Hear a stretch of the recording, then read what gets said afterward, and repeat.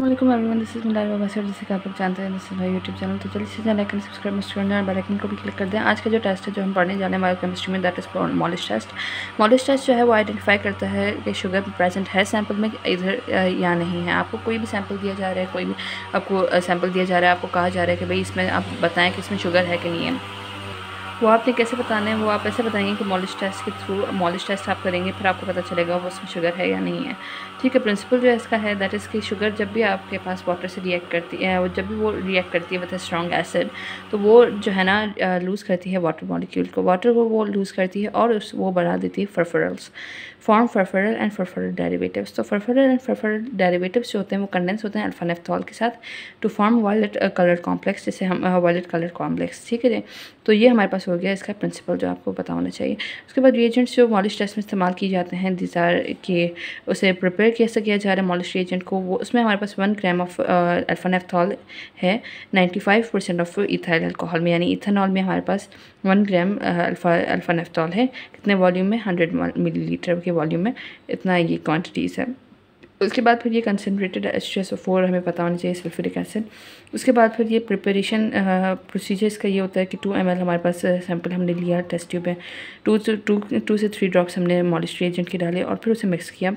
उसके बाद इंक्लाइन किया टेस्ट ट्यूब को। ऑब्वियसली इंक्लाइन करना बहुत ज़रूरी है, अगर आप इंक्लाइन नहीं करेंगे तो इसके भी आपके, अगर आप परफॉर्म कर रहे हो प्रैक्टिकल, तो आपके इसके भी मार्क्स डिडक्ट होते हैं, क्योंकि अगर आप इंक्लाइन नहीं करोगे तो ये जो सल्फ्यूरिक एसिड आप डालने वाले हो इट इज़ सो कॉस्टिक होता है ये ना, तो ये आपको जो है ना बर्न्स करवा सकता है। तो इस वजह से आपने जो है ना अपने से दूर करना है, इसे इंक्लाइन करवाना है टेस्ट ट्यूब को, और उसमें फिर ऐड करना है 1 millilitre of concentrated H2SO4 sulphuric acid. सही है, फिर क्या होगा, ऑब्जर्वेशन में आपके पास है appearance of reddish violet ring appear हो जाएगी at the junction of the two liquids के जंक्शन में आपके पास ये टेस्ट ट्यूब है, ये टेस्ट ट्यूब है। यहाँ पर एक तरह की रिंग अपीयर हो जाएगी, यहाँ पर भी लिक्विड है, यहाँ पर भी लिक्विड है, तो इन दोनों की जंक्शन पर हो जाएगी। और इसकी रिजल्ट ये है, the formation of the string indicates that the sample contains carbohydrates. तो ये कार्बोहाइड्रेट्स इसमें प्रेजेंट है, तो ये हमें बताता है मॉलिश टेस्ट। तो Molisch test is a very important test, जो आपको कोई भी सैंपल दिया जा रहा है तो आप उसमें से डिटेक्ट कर सकते हैं कि इसमें आपके पास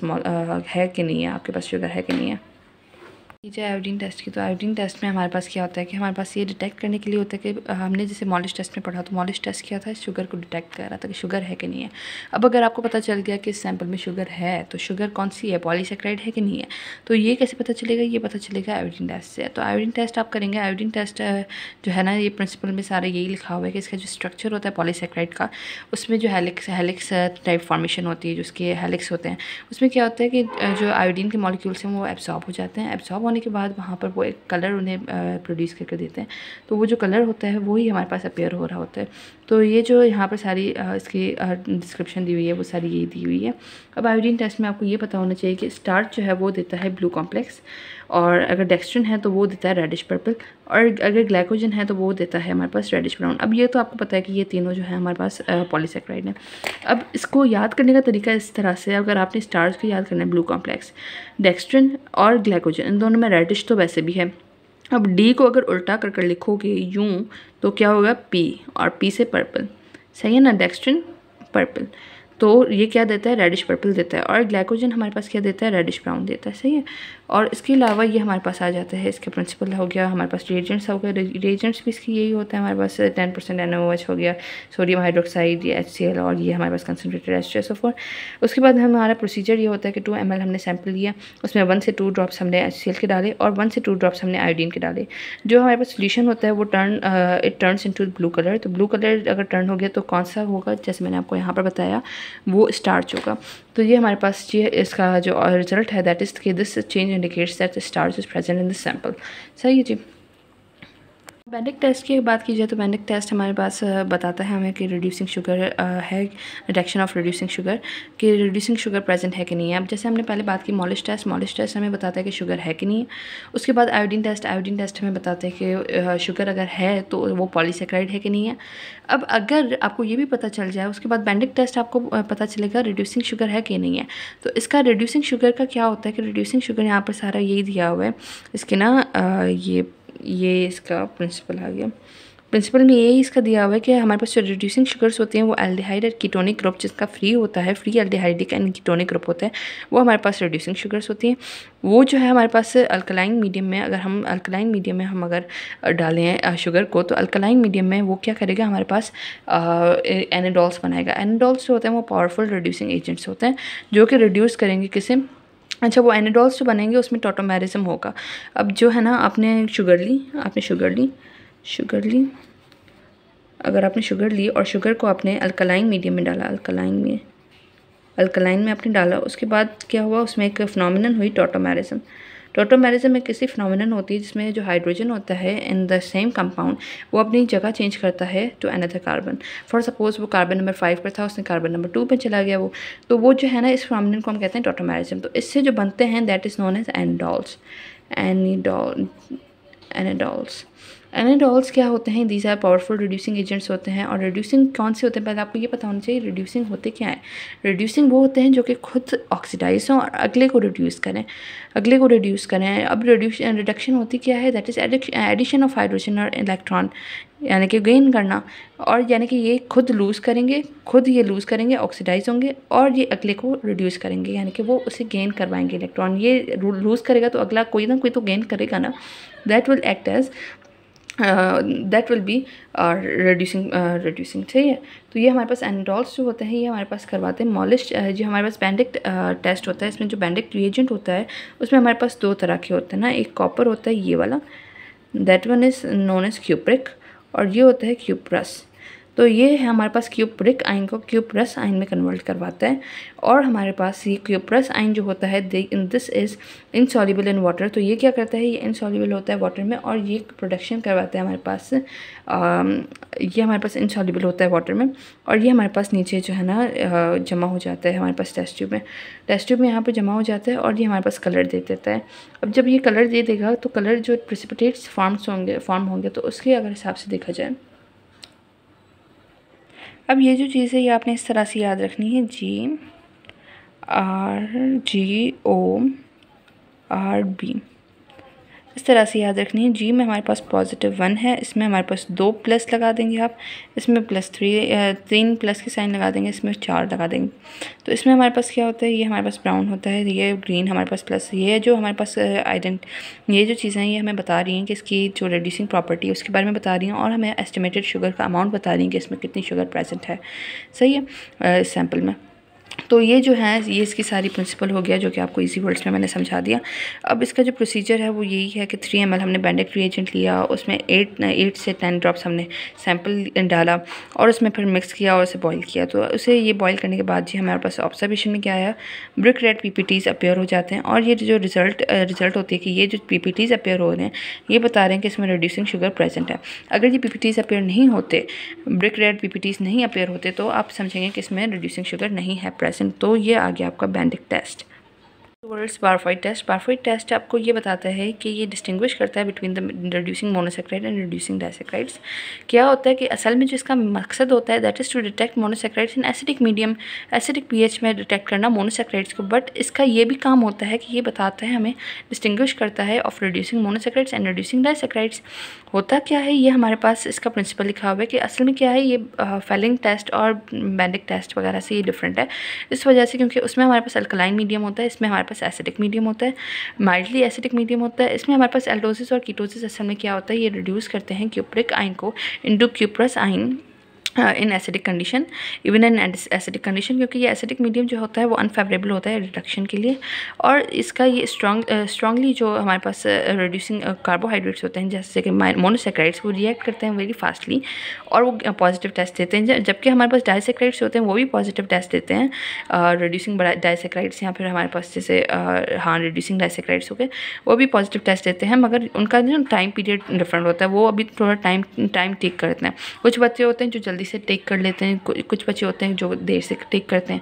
तो ये जो चीज़ है ये ऐसे होती है। तो मोनोसेक्राइड्स जैसे हमारे पास है तो ये हमारे पास 3 to 5 मिनट्स तक अगर हमारे पास ये चेंज अपेयर हो रहा है ना तो दैट मीन्स मोनोसेक्राइड है। और अगर 15 मिनट्स तक बॉईल करने के बाद अपेयर हो रहा है दैट इज़ नोन एज उसमें आप ये समझेंगे कि ये रिड्यूसिंग डाइसेक्राइड प्रेजेंट है। तो ये इस तरह से हमारे पास रिडक्शन करवाता है। ये हमारे पास प्रोसीजर यही है कि हम ऐड करते हैं 2 ml of Barfoed solution in the test tube and add 2 ml sample. उसके बाद उसे बॉयल करते हैं टेस्ट ट्यूब को और फिर अलो करते हैं टू कूल डाउन। तो उसके बाद फिर हमारे पास ब्रिक रेड PPTs अपीयर होते हैं to formed with in the test tube. तो उसके बाद फिर ये हमारे पास रिजल्ट ये होती है कि it indicates the presence of the monosaccharides with in 3 to 5 minutes. अगर 3 to 5 मिनट्स में हो गए तो मोनोसैकेराइड्स हैं, रिड्यूसिंग मोनोसैकेराइड्स, और presence of reducing disaccharides when with in 15 minutes. अगर 15 मिनट्स में होते हैं तो फिर ये इस तरह से। अब आपने जो ऑब्जर्वेशन में याद रखना है that is brick red PPTs। Brick red PPTs आपने B से आ रहे ब्रिक, आपने ये देखना है ये ब्रिक रेड PPTs बारफाइड टेस्ट और बेंडिक टेस्ट इन दोनों में अपेयर हो रहे हैं। तो ये B से आपने याद रखना है ब्रिक रेड PPTs बारफाइड और बेंडिक इन दोनों में अपेयर हो रहे हैं। Coming towards Seliwanoff test. Seliwanoff test जो होता है वो डिटेक्ट करता है ओनली कीटोन्स को सिर्फ डिटेक्ट करता है, क्योंकि ये यानी कि कीटोन्स जो हैं वो पॉजिटिव टेस्ट देते हैं और एल्डोस जो होते हैं वो एल्डोस शुगर्स जो हैं वो नेगेटिव टेस्ट दे रही होती हैं। मतलब इसके डिस्टिंग्विश भी हो जाता है ऑब्वियसली, जैसे हमने अभी बात की थी बारफाइड टेस्ट में भी। तो ये जो हमारे पास प्रिंसिपल है, प्रिंसिपल में ऑब्वियसली यही आ जाता है कि हमारे पास जो कार्बोहाइड्रेट होते हैं वो फर्फरल डेरिवेटिव्स में कन्वर्ट हो जाते हैं।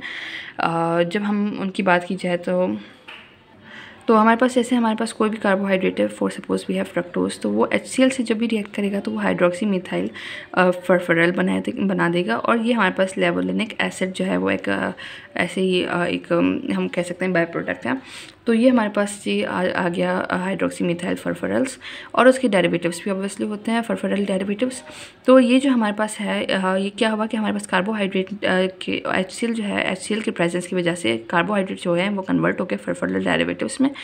और फिर क्या हुआ कि हमारे पास जो फर्फरल डेरिवेटिव्स सिर्फ जो कीटोन के होते हैं, जैसे 5 हाइड्रोक्सी मिथाइल फर्फरल जो है वो कंडेंस हो जाएगा with resorcinol to form cherry red coloured complex. तो ये हमारे पास हाइड्रोक्सी मिथाइल फर्फरल है। तो ये जो है हमारे पास रिसोर्सिनॉल से कंबाइन हो जाएगा, उससे हमारे पास ये कर देगा कंडेंस हो जाएगा, और उसके बाद फिर ये चेरी रेड कलर्ड कॉम्प्लेक्स दे देगा। सक्रोज भी हमें यहाँ पर पॉजिटिव टेस्ट देता है, क्योंकि यहाँ पर जो एसिडिक मीडियम होता है ऑब्वियसली, तो एसिडिटी ऑफ रिएजेंट जो एसिडिक होता है, इस वजह से वो सफिशिएंट होता है कि वो हाइड्रोलाइज करवा दे सक्रोज को ग्लूकोज एंड फ्रक्टोज में। And fructose is obviously reducing sugar, तो इस वजह से रिड्यूसिंग यहाँ पर हमें कह सकते हैं कि वो कीटोन है, तो इस वजह से। उसके बाद फिर ये फ्रक्टोज हमारे पास, ये मैंने यहाँ पर एक्स्ट्रा पॉइंट लिखा हुआ है, फ्रक्टोज हमारे पास कीटोज शुगर होती है और ग्लूकोज हमारे पास एल्डोज शुगर होती है। यहाँ पर रिएजेंट्स हमारे पास रिसोर्सिनॉल है और कंसनट्रेटेड HCl है। उसके बाद हमारे पास प्रोसीजर में आ जाता है कि हम 1.5 ml सैंपल हमने लिया टेस्ट ट्यूब में, ऐड किया 3 ml सेलिवानोफ रिएजेंट, उसके बाद मिक्स किया, then boil it, after cooling it, then observe the test tube. ठीक है, the colour of the solution changes to cherry red colour जो है सोल्यूशन का वो चेरी रेड कलर हो जाएगा। And this change indicates the fructose and that fructose is a कीटोज sugar and it is present in the solution in this sample. सही है, तो ये हो गया सेलिवानोफ टेस्ट। हमारे पास आ जाते हैं ऑसोजोन टेस्ट। ऑसोजोन टेस्ट हमारे पास जो है वो रिड्यूसिंग शुगर्स के लिए, अगेन रिड्यूसिंग शुगर्स को आइडेंटिफाई करने के लिए परफॉर्म किया जाता है। इसमें हमारे पास जो रिड्यूसिंग शुगर को हम डिटेक्ट करते हैं that is by the use of phenyl hydrazine. इसे फिनाइल हाइड्रोजीन टेस्ट भी कहा जाता है और इसे ऑसोजोन फॉर्मेशन टेस्ट भी कहा जाता है। इसकी जो कैरेक्टरिस्टिक ऑसोजोन क्रिस्टल्स होते हैं जो कि फॉर्म होते हैं, जिसकी वजह से हम बताते हैं कि ये ऑसोजोन टेस्ट पॉजिटिव है कि नेगेटिव है और ये रिड्यूसिंग शुगर्स हैं कि नहीं है। इसमें प्रिंसिपल में ऑब्वियसली हमारे पास ये लिखा हुआ है कि रिड्यूसिंग शुगर्स जो होती हैं वो जब ट्रीट किया जाता है उन्हें फिनाइल हाइड्रोजीन से at 10 degree Celsius and pH 4.3 the series of reactions taking place in the resulting of formation of osazone फॉर्म होते हैं आफ्टर मैनी रिएक्शंस फॉर्म होते हैं। यहाँ पर हमारे पास अगर हमने 10 डिग्री सेल्सियस पर ये रिएक्शन करवाएं विद द pH 4.3, उसके बाद फिर जनरल रिएक्शंस ऑब्वियसली यही है कि हमारे पास अगर ग्लूकोज से रिएक्ट कर रहे हैं जनरल रिएक्शन, तो हम कोई भी ले सकते हैं ना। तो जब ग्लूकोज अगर रिएक्ट कर रहे हैं विद 3 फिनाइल हाइड्रोजीन मॉलिक्यूल, तो हमारे पास ग्लूकासोन हमारे पास बनेगा और उसके बाद अमोनिया और वाटर भी रिलीज़ होगा। उसके बाद जो कॉन्स्टेंट टेम्परेचर प्रोवाइड किया जा रहा है बॉइलिंग वाटर बाथ हमारे पास एक इंस्ट्रूमेंट है, एक अपैरेटस है जो कि यूज़ किया जाता है। तो वहाँ पर उसमें एक जो टेम्परेचर दिया जा रहा है वो वाटर बाथ दे रहा है, बॉइलिंग वाटर बाथ, और जो कांस्टेंट pH प्रोवाइड की जा रही है वो प्रोवाइड की जा रही है बाय बफर पेयर जो कि हमारे पास सोडियम एसीटेट का और एसिटिक एसिड का है।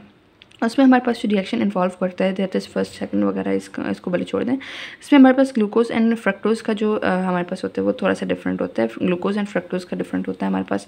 जो हमारे पास ओसाजोन बनते हैं, ओसाजोन क्रिस्टल्स जो बनते हैं वो डिफरेंट होते हैं, जबकि मैनोज और ग्लूकोज का मिल रहा होता है एक दूसरे से।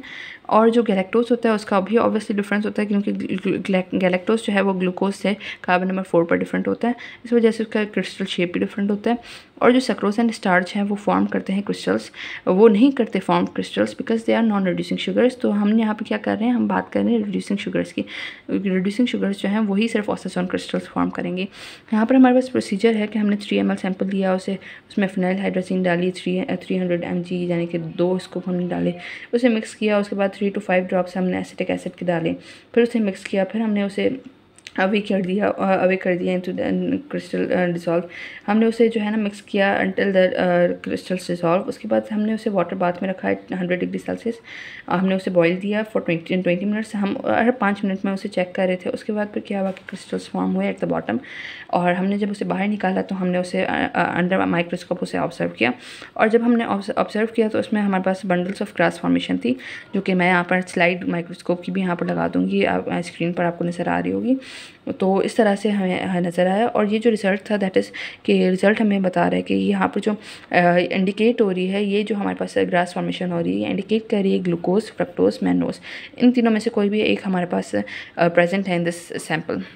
ये कुछ डिफरेंट तरह की शेप्स हैं, शेप्स ऑफ ओसाजोन। ये लैक्टोज की अगर बनेगी तो ये हमारे पास इस तरह से होगा लैक्टोसाजोन, उसके बाद ये ग्लूकाजोन, उसके बाद माल्टोजान, और ये गैलेक्टोजान। ये सारी इसकी शेप्स डिफरेंट शेप्स हैं। ठीक है जी, आप देख लें। अंडरस्टैंडिंग मैंने यहाँ पर लिख लिया कि अब इसका रिकैप कर देते हैं, छोटी सी समरी कर देते हैं। मॉलिश टेस्ट हमारे पास किया जाता है for detection of sugar. Iodine test किया जाता है for detection of polysaccharides. Benedict test हमारे पास किया जाता है for determining reducing and non reducing sugars. Barfoed test किया जाता है हमारे पास reducing monosaccharides and reducing disaccharides के लिए। सेल्वेनॉफ टेस्ट हमारे पास कीटोन्स को डिटेक्ट करता है, यानी कि distinguish between ketones and aldose. यहाँ पर ओसाजोन टेस्ट हमारे पास किया जाता है, ये भी हमारे पास किया जाता है रिड्यूसिंग शुगर्स को सेपरेट करने के लिए। That's it for today. तो लाइक एंड सब्सक्राइब मस्ट कर लीजिएगा और बेल आइकन को भी क्लिक कर दीजिएगा। आज का यही टॉपिक था हमारा। हमने सारे जो टेस्ट हैं फॉर डिटेक्शन ऑफ कार्बोहाइड्रेट से सारे कर दिए हैं रिवाइज, और अगर कुछ ना समझ आया हो तो कमेंट सेक्शन में ज़रूर पूछ लीजिएगा। And that's it.